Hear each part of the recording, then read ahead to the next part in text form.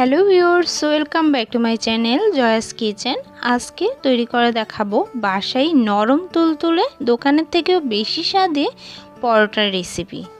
Perfect পরোটার do তৈরি সহ আরও অনেক টিপস থাকছে আজকের রেসিপিতে। তো চলুন দেখে নিই আজকের এই পরোটার রেসিপিটি। পুরো ভিডিওটি কিন্তু সম্পূর্ণ দেখবেন, না টেনে, না হলে কিন্তু কিছুই বুঝতে পারবেন না।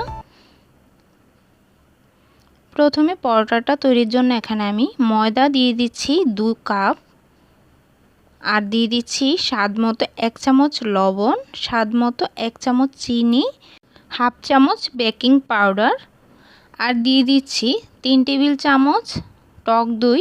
টক দইটা কিন্তু অবশ্যই ফেটিয়ে দিতে হবে। টক দইটা দিলে এই পরোটাটা না অনেক নরম আর তুলতুলে হয়, তাই এই টক দইটা দেওয়ার অবশ্যই চেষ্টা করবেন। এবার পুরো মিশ্রণগুলো আমি খুব ভালো করে হাত দিয়ে ঝরঝরা করে মেখে নিয়েছি, আর তারপর এখানে কুসুম গরম জল দিয়ে ডোটা আমি তৈরি করে নেব। অল্প অল্প করে জল দিয়ে দিয়ে আমি তারপর ডোটা তৈরি করে নিচ্ছি।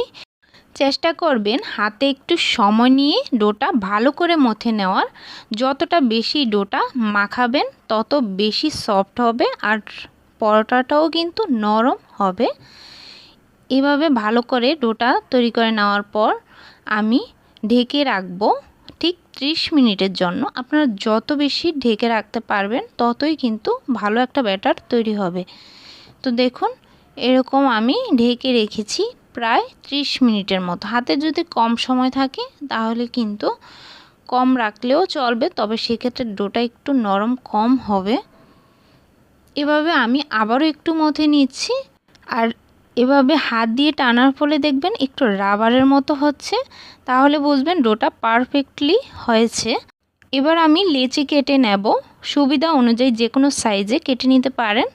তো বড়, ছোট, মাঝারি যে সাইজে ইচ্ছে সেই সাইজ করেই কিন্তু লেচিগুলো কেটে নেবেন। তো এখানে আমি 2 কাপ ময়দা দিয়ে 5টার মতো লেচি কেটে নিয়েছি। এবার দেখুন এক একটা লেচি আমি হাতে নিয়ে এভাবে ঘুরিয়ে ঘুরিয়ে গোল করে শেপে তৈরি করে নিচ্ছি। প্রত্যেকটা ডো ঠিক একইভাবে আমি তৈরি করে নিব, আর রেস্টে রেখে দেব 10 মিনিটের জন্য। তো একটু বেশি সময় রাখলেও কিন্তু কোনো সমস্যা নাই। তো সাথে সাথে যদি ডোটা তৈরি করে বেলতে যান সেক্ষেত্রে ডোটা বেলার সাথে সাথে কিন্তু ছড়াবে না। তো একটু চেষ্টা করবেন রেস্টে আরও 10 মিনিট রেখে দিয়ে তারপর ডোটা বেলে নেওয়ার। তারপর দেখবেন সফটলি এটা বেলার সাথে সাথে ছড়িয়ে যাচ্ছে। তো এভাবে আমি গোল করে পুরোটা বড় করে বেলে নেওয়ার পর আমি এর উপর দিয়ে একটু তেল দিয়ে দিব। তো তেলটা দিয়ে আমি রুটিটার একটা পাশ ভালো করে মাখিয়ে নিচ্ছি। তো এভাবে যখন মাখিয়ে নেব তখন আমি এর মধ্যে কিছু গুঁড়ি ছিটিয়ে দিচ্ছি, আর এটা ময়দার গুঁড়ি ছিটিয়ে দিচ্ছি। তো এটা দেওয়ার পরে একটা ভালো একটা লেয়ার তৈরি হবে ভিতরে। এরপর আমি রুটিটা দুটো সাইড এভাবে ভাঁজ দিয়ে মাঝ বরাবর এনে দিচ্ছি, আর দুটো সাইড আরেকটা ভাঁজ দিয়ে দিচ্ছি। তো যেহেতু পরোটাটা আমি 4 কোণ সাইজ করে নিব, সেজন্য আমি এভাবে 4 কোণ করে ভাঁজ দিয়ে দিলাম।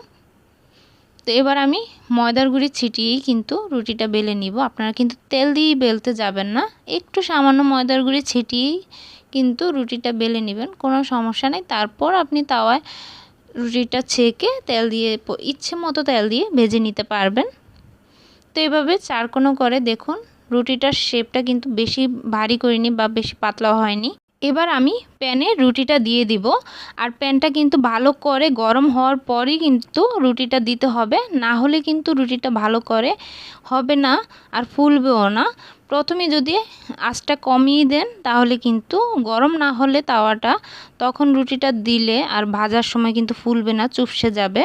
তাই জন্য প্রথমে আমি রুটিটা তেল ছাড়া দুটো সাইড সেকে নিয়ে তারপর আমি তেল দিয়ে ভেজে নিচ্ছি। তো দেখি বুঝতে পারছেন কিভাবে করছি। ঠিক যেভাবে দেখাচ্ছি সেভাবে যদি ফলো করেন অবশ্যই কিন্তু আপনার রুটি নরম তুলতুলে হতে বাধ্য।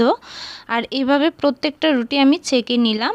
তো আজকের ভিডিওটি কেমন লেগেছে অবশ্যই কমেন্ট করে জানাবেন, আর ট্রাই করে তো অবশ্যই দেখবেন। চ্যানেলে নতুন হয়ে থাকলে অবশ্যই চ্যানেলটি সাবস্ক্রাইব করে পাশে থাকবেন। তো আজকের মতো এখানেই বিদায় নিচ্ছি। সবাই সুস্থ থাকবেন, ভালো থাকবেন, ধন্যবাদ সবাইকে।